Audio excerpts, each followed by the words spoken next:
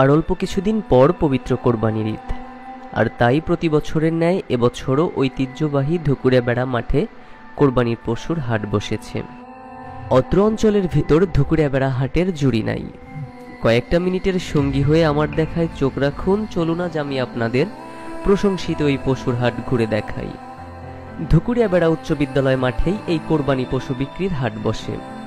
ধুকুড়িয়া, সাতলাঠি, লক্ষ্মীপুর, ব্রাহ্মণগ্রাম, গয়নাকান্দি, ভেন্নাগাছি, মেটুয়ানি, কলাগাছি সহ প্রায় সকল গ্রামের মানুষের আগমনে এই মাঠ পরিপাটি সুরের মতো সেজে উঠেছে।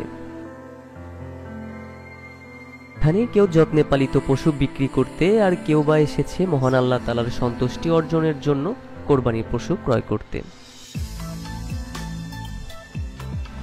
গ্রামের প্রায় অধিকাংশ বাড়িতেই গবাদি পশু লালিত পালিত হয়ে থাকে, আর সেই সমস্ত গরুগুলোই এই হাটে আসে।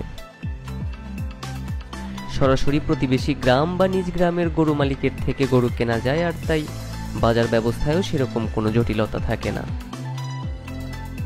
লাল কালো ছাড়াও মিশ্র রঙের ছোট বড় শত শত গরু আজ এই হাটে উঠেছে।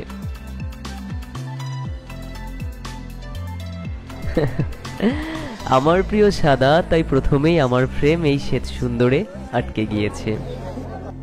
কেউ কেউ মাটিতে ডাল পুঁতে রং বেরঙের রশিতে গরুকে বেঁধে রেখেছেন, আবার কেউ বা দড়ি নিজ হাতে ধরে গরু প্রদর্শন করে দাঁড়িয়ে আছেন।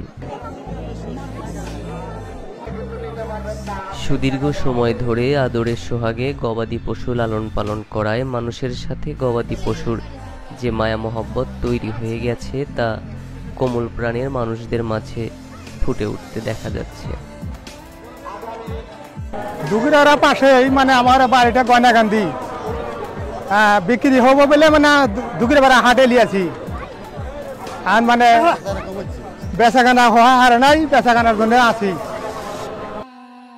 হ্যাঁ, হাটের পরিস্থিতি খুব ভালো, বেচাকেনা হইতেছে, লোকজন আইছে, গরু বছর মেলা আইছে, এর লাগে আমরা বেচাকেনা করে যাবো ইনশাল্লাহ।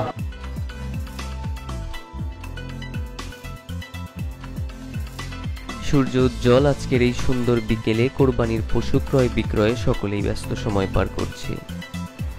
সুশৃঙ্খল গ্রামীণ বৃহত্তর এই গরুর হাটে ৩৫-৪০ হাজার থেকে শুরু করে লক্ষাধিক টাকা মূল্যের গরু মিলছে।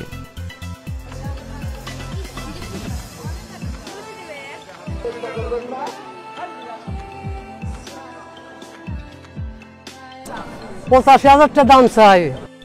কাস্টমার ৭০ বলে, ৮০,০০০ হলে আমি গরু সাধ্যের মধ্যে আছে, সবাই কিনতে পারবে, রেট কম আছে। ওই এলাকায় ফিট খাওয়ানো গরু নাই, মোটামুটি খুব ভালো, বাজারও খুব সস্তা।